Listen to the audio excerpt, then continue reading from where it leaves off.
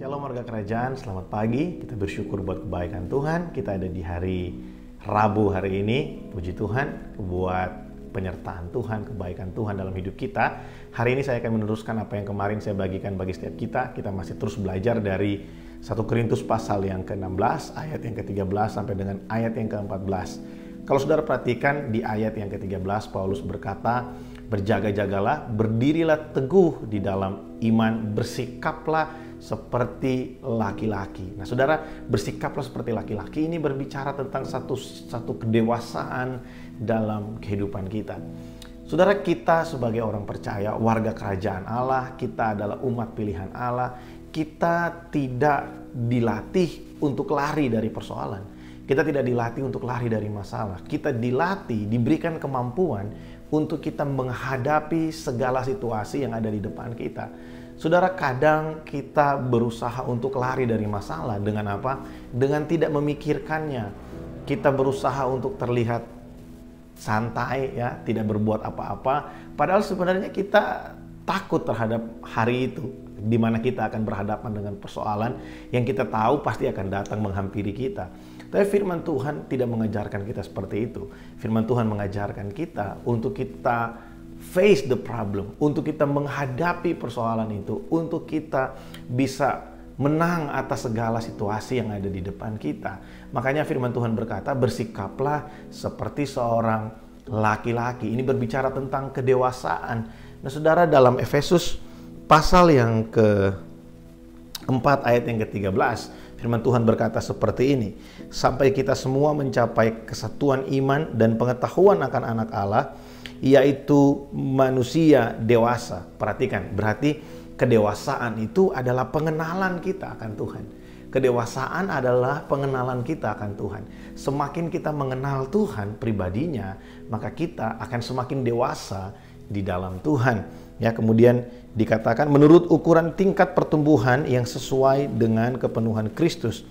Dengan demikian, kita semua menjadi satu oleh iman yang sama dan pengertian yang sama mengenai anak Allah. Nah, saudara, pengenalan akan Tuhan dalam hidup kita itu sangat erat hubungannya dengan kedewasaan kita.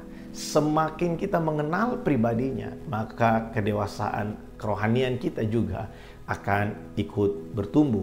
Saudara, kata manusia dewasa di situ, kata dewasa di situ adalah kata yang sama yang digunakan Yesus dalam Matius pasal yang ke-5 ayat yang terakhir. Yesus berkata, hendaklah kamu sempurna seperti Bapamu yang di sorga adalah sempurna. Kata sempurna dan kata dewasa itu sama, menggunakan kata teleios. Saudara tahu kata teleios itu artinya bukan sempurna yang langsung jadi sempurna, tidak. Tapi sempurna ini adalah sebuah proses perjalanan bertumbuh menjadi dewasa, menjadi full dalam segala pengenalan kita akan Tuhan. Jadi saudara, kedewasaan rohani tidak datang hanya dari sekali berdoa. Kita tidak bisa mengikuti sebuah kebaktian kebangunan rohani dan kemudian ketika hamba Tuhan menantang, ayo siapa yang mau didoakan? Kemudian kita maju ke depan dan ketika kita ditumpangkan tangan, kita rebah dan kita berharap setelah kita bangun kembali, kita sudah menjadi orang yang kuat dan orang yang dewasa. Tidak seperti itu. Kedewasaan dan kekuatan di dalam Tuhan itu sangat erat hubungannya dengan pengenalan kita akan Tuhan. Makanya dari satu peristiwa kita dibawa kepada peristiwa yang lain supaya kita bisa mengenal pribadi Tuhan dan kita semakin didewasakan di dalam iman kita. Kita bertumbuh menjadi orang Kristen yang dewasa di dalam Tuhan, yang mengenal pribadi Allah sehingga kita bisa tahu bagaimana kita harus hidup. Karena pengenalan kita akan Tuhan itu akan membuat kita memahami bagaimana kita harus hidup. Saudara, kedewasaan ini penting untuk kita miliki. Orang Kristen yang masih kanak-kanak hanya memikirkan apa yang kelihatan di depan mereka.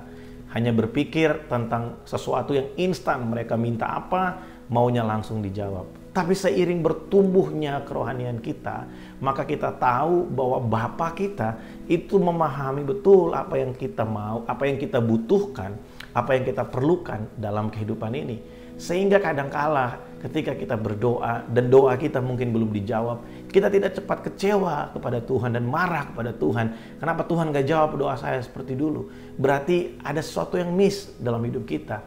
Mungkin yang kita miss adalah pelajaran yang harus kita ambil dari persoalan yang lalu yang Tuhan tolong.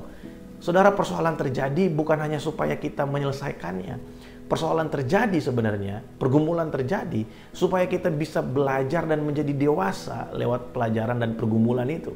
Nah, ini penting untuk kita sadari. Kedewasaan kita itu akan bertumbuh seiring pengenalan kita akan Tuhan di dalam segala peristiwa yang kita hadapi. Kalau hari ini mungkin beberapa keluarga kita, anggota keluarga kita, teman-teman kita, orang-orang yang dekat dengan kita, mungkin mereka menghadapi situasi yang genting, atau mungkin kita sendiri menghadapi situasi yang kurang baik dalam hidup kita. Saudara, yang menjadi tujuan Tuhan adalah bukan untuk menyiksa kita, bukan untuk Tuhan kurang kerjaan dan Tuhan ingin supaya kita menjadi lebih rajin lagi, bukan. Tapi Tuhan ingin mengajarkan sesuatu bagi kita. Tuhan ingin kita bergantung penuh pada anugerahnya. Tuhan ingin kita belajar mencari wajahnya. Tuhan ingin kita mengenal pribadinya lebih dan lebih lagi. Oleh sebab itu, saya mengajak setiap kita, mendorong setiap kita, mari, tidak peduli keadaan kita hari ini. Mungkin keadaan kita baik-baik saja menurut kita, atau keadaan kita sedang dalam keadaan yang buruk menurut kita, atau keadaan kita benar-benar sangat terhimpit hari ini. Lebih dari segala jawaban doa yang kita perlukan, lebih dari mujizat, kesembuhan, pertolongan, pemulihan yang kita perlukan, mari bertanya kepada Tuhan. Tuhan, apa yang ingin Engkau sampaikan kepadaku? Berbicaralah ya Tuhan, supaya aku mengerti, ajarkanlah aku jalan-jalan-Mu, supaya aku paham apa yang sedang terjadi, dan aku mendapatkan sesuatu yang baik, dan aku semakin mengenal Engkau. Karena pelajaran itu jauh lebih penting dari mujizat.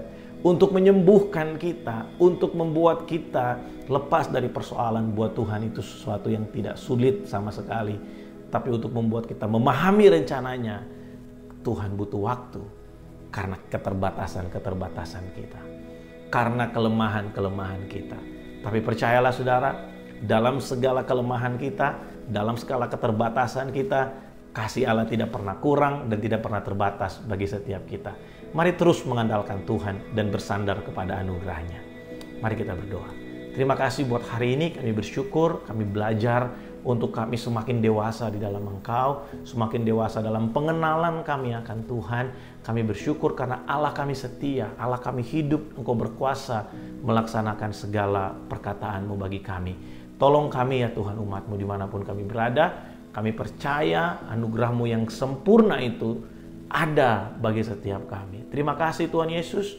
Dalam nama Yesus kami berdoa. Amin.